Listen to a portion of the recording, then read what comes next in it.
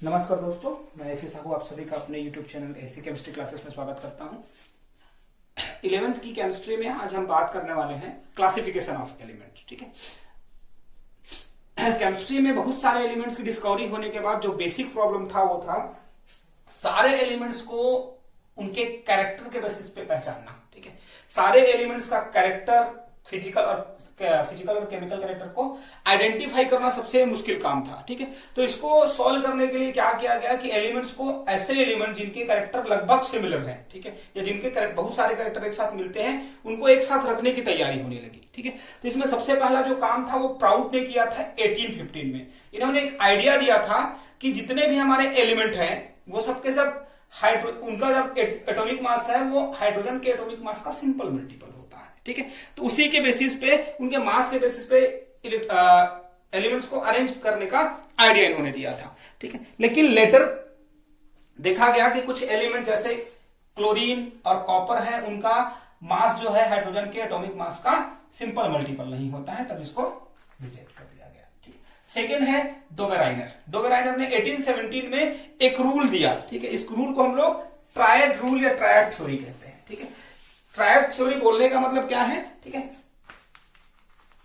Triad theory, जो इन्होंने theory दिया उसको कहते हैं हम लोग ट्रायड थ्योरी। इस थ्योरी के अकॉर्डिंग इन्होंने क्या कहा कि तीन तीन ग्रुप का एलिमेंट बनाया। ठीक है, थ्री ग्रुप एलिमेंट्स का ग्रुप बनाया, और उन्होंने ये कहा कि जो atomic mass of second element is the average of atomic mass of first element and third element. मतलब जो सेकेंड एलिमेंट का एटॉमिक मास है वो फर्स्ट एलिमेंट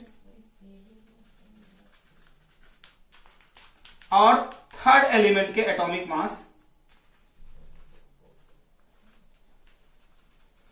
का एवरेज है। ठीक है, मतलब फर्स्ट और थर्ड एलिमेंट के एटॉमिक मास को ऐड करके 2 से डिवाइड कर दिया जाए तो जितनी वैल्यू आएगी उतनी ही वैल्यू सेकेंड एलिमेंट का एटॉमिक मास का होता है। ऐसा इन्होंने ट्रायड थ्योरी दिया था, और इसके बेसिस पे बहुत सारे एग्जांपल्स भी दिए थे। ठीक है, फॉर एग्जांपल देखें कि हॉरिजॉन्टली या वर्टिकली किसी भी तरीके से अगर तीन तीन एलिमेंट्स का हम ग्रुप बनाएं तो इस थ्योरी का पालन होना चाहिए। ठीक है, जैसे कार्बन, नाइट्रोजन और ऑक्सीजन एग्जांपल ले सकते हैं। ठीक है, तो पहले मार्क कर लीजिए फर्स्ट, सेकेंड और थर्ड।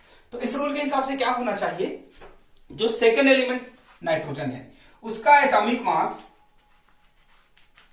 जो है फर्स्ट एलिमेंट मतलब कार्बन और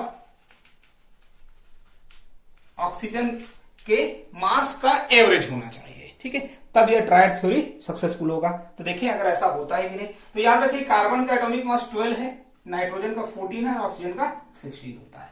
तो 12 plus 16 divided by 2 it is equal to 14। ठीक है, तो ये बिल्कुल सही है इस थ्योरी के अकॉर्डिंग। ठीक है, ट्रायड थ्योरी के अकॉर्डिंग ये एग्जांपल एकदम सटीक बैठता है। ठीक है, और इसका जो एग्जांपल है उसमें कुछ कुछ चीजें ये भी है कि अगर पॉइंट के बाद नंबर थोड़ा सा डिफरेंस भी आता है तो उसको कंसीडर किया जा सकता है। ठीक है, फॉर एग्जांपल देखें बोरन, कार्बन और नाइट्रोजन 1 2 3। इस बार जो कार्बन का एटॉमिक मास है, ठीक है, वो बोरन और नाइट्रोजन के एटॉमिक मास के एवरेज के बराबर होना चाहिए। तो देखिए 11 होता है, 10.81 बोरन का एटॉमिक मास होता है। ठीक है, 11 मान के चल सकता है, कार्बन का 12 और नाइट्रोजन का 14। ठीक है, ठीक है, 11 plus 14 divided by 2, 11 plus 14 25 divided by 2 12.5। ठीक है, 12.5 ये तो अप्रोक्सीमेट देखें 12.5 ये भी चलता है। ठीक है, तो इस रूल के हिसाब से इसने जितने एग्जांपल दिए उसमें बहुत सारे जो एग्जांपल है वो सटीक बैठते हैं। अब बात आता है कि क्या सारे एलिमेंट्स के ग्रुप्स में ये एप्लीकेबल है। ठीक है, तो एक लंबे समय तक ये थ्योरी जो है एप्लीकेबल थी। ठीक है, लेकिन जब कुछ कुछ साइंटिस्ट ने देखा कि कुछ एक ग्रुप्स हैं, ठीक है, जिनमें ये एप्लीकेबल नहीं है, फॉर एग्जांपल फ्लोरीन, क्लोरीन और ब्रोमीन। ठीक है, अगर तीनों का ग्रुप बना दिया जाए तो इसमें जो क्लोरीन का एटॉमिक मास है इस थ्योरी के अकॉर्डिंग फ्लोरीन और ब्रोमीन के एटॉमिक मास का एवरेज होना चाहिए। ठीक है, तो याद रखिए फ्लोरीन का एटॉमिक मास 19 होता है, क्लोरीन का 35.5 होता है और ब्रोमीन का 80 होता है। ठीक है, तो क्लोरीन का एटॉमिक मास निकाले तो क्या होना चाहिए, फ्लोरीन का एटॉमिक मास 19 प्लस ब्रोमीन का एटॉमिक मास 80 डिवाइडेड बाय 2, दोनों का एवरेज होना चाहिए। 80 प्लस 19 आपका हो गया 99 डिवाइडेड बाय 2 49.5, जबकि एग्जैक्ट मास जो है क्लोरीन का होता है 35.5। तो ऐसे ही बहुत सारे एलिमेंट्स का ग्रुप है, 3 एलिमेंट्स का, जिसके लिए ये एप्लीकेबल नहीं है। ठीक, इसके बाद जब इसको रिजेक्ट कर दिया गया, तो एक रिसेशन आया एक लंबे समय के बाद 1863 में ब्रिटिश साइंटिस्ट, ठीक है,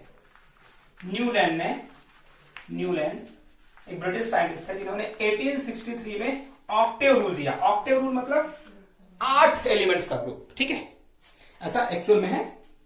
जब शुरुआत में इन्होंने अपना थ्योरी दिया था तब इन्होंने कहा था कि जैसे संगीत में 7 सुर होते हैं, वैसे ही केमिस्ट्री में हर 7 एलिमेंट के बाद आने वाला 8वां एलिमेंट जो है वो पहले एलिमेंट के जैसा कैरेक्टर शो करता है, केमिकली एंड फिजिकली, मतलब उसका फिजिकल और केमिकल कैरेक्टर एक जैसा होता है। ठीक है? इसको ऑक्टेव, ठीक है, ऑक्टेव रूल भी कहते हैं, इसी कारण क्योंकि हर 8वां एलिमेंट पहले एलिमेंट के जैसा कैरेक्टर शो करता है। ठीक है, सा रे गा मा प धा और नी, ठीक है, ऐसे होता है। फिर इससे सा आ जाता है वैसे ही।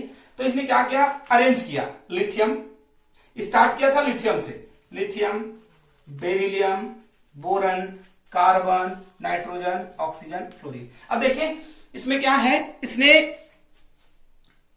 इनर्ट गैसेस को अपने पीरियोडिक टेबल में जगह नहीं दी। ठीक है, इसने एटॉमिक मास के बढ़ते हुए सीक्वेंस में एटम्स को अरेंज किया, लेकिन इनर्ट गैसेस को जगह नहीं दी। ठीक है, क्योंकि उनका मानना था कि इनर्ट गैसेस जो है किसी भी केमिकल रिएक्शन में पार्टिसिपेट नहीं करते हैं। ठीक है, तो उनको जगह नहीं दी गई थी, क्योंकि उनके पार्टिसिपेट नहीं करने के कारण केमिकल कैरेक्टर्स ना के बराबर थे उस टाइम पे। ठीक है, फिर आता है आपका sodium, magnesium, aluminium, silicon, phosphorus, sulphur, chlorine. ठीक है, उसके बाद पोटासियम, कैल्शियम, स्केलियम, कंटिन्यूस। ठीक है, तो देखिए इसमें क्या हुआ कि इस रूल के अकॉर्डिंग बिल्कुल सही था कि जैसा लिथियम का कैरेक्टर है सेम कैरेक्टर जो है सोडियम का और पोटासियम का भी होता है। ठीक है, बेरिलियम के जैसा मैग्नीशियम और कैल्शियम का भी कैरेक्टर होता है। ठीक है, लेकिन क्या होता है कि बोरन और एल्यूमिनियम के कैरेक्टर तो मैच करते हैं, लेकिन इन दोनों का कैरेक्टर जो है सिलिकॉन स्कैंडियम के साथ मैच नहीं करता है। ठीक, वैसे ही कार्बन और सिलिकॉन के कैरेक्टर तो मैच करते हैं, लेकिन इन दोनों का कैरेक्टर जो है टाइटेनियम के साथ मैच नहीं करता। तो इस तरीके से देखा गया कि जैसे पीरियोडिक टेबल को आगे बढ़ाते जाता है, एलिमेंट्स के कैरेक्टर में जो पीरियोडिसिटी होनी चाहिए, जो एक समानता होनी चाहिए, वो नहीं था। तब इस रूल को भी, ठीक है, उस समय रिजेक्ट कर दिया गया। ठीक, अब इतना विरोध के बाद क्या किया इन्होंने, 7 एलिमेंट्स के बाद एक 8वां एलिमेंट का भी ग्रुप बना दिया। ठीक है, और उस एलिमेंट को सबसे सामने में उन्होंने, सामने में जो इनर्ट गैसेस हैं हमारे, ठीक है, जैसे नियन है, आर्गन है, ठीक है, क्रिप्टन है, इनको सामने में प्लेस कर दिया। ठीक है, लेकिन उसके बाद भी इसके जो कैरेक्टर्स हैं वो मैच नहीं करते थे। तो फिर नेक्स्ट बारी आई, ठीक है, वो आया आपका 1869 में लोथर मेयर कर्व। ठीक है, लोथर मेयर कर्व,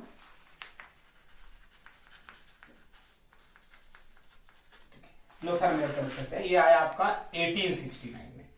1869 में लोथर मेयर साइंटिस्ट ने क्या किया था, मेटल्स को उसके एटॉमिक मास और वॉल्यूम, ठीक है, दोनों के बेसिस पे। ठीक है, अब वॉल्यूम क्या होता है जी, ठीक है, तो याद रखिए जब कोई मेटल मेल्ट हो जाएगा, फ्यूज स्टेट में जाएगा, तब उसका वॉल्यूम होगा। ठीक है, तो एटॉमिक मास और वॉल्यूम के बेसिस पे इन्होंने एलिमेंट्स को क्लासिफाई किया। इन्होंने एक चार्ट बनाया। ठीक है, उस चार्ट में एटॉमिक मास और वॉल्यूम के बेसिस पे एक चार्ट इन्होंने बनाया। ठीक है, वॉल्यूम और एटॉमिक मास दोनों के बीच में एक ग्राफ खींचा और उस ग्राफ के बेसिस पे कुछ चीजें समझाने का प्रयास किया। इन्होंने क्या कहा था कि जो अल्कलाइन मेटल्स है, अल्कली मेटल्स है, ठीक है, जैसे आपका लिथियम है, सोडियम है, ठीक है, इन सब के लिए इनकी डेंसिटी बहुत कम होती है, ठीक है, और इनका वॉल्यूम बहुत ज्यादा होता है, ठीक है। तो इस तरीके का ग्राफ मिला।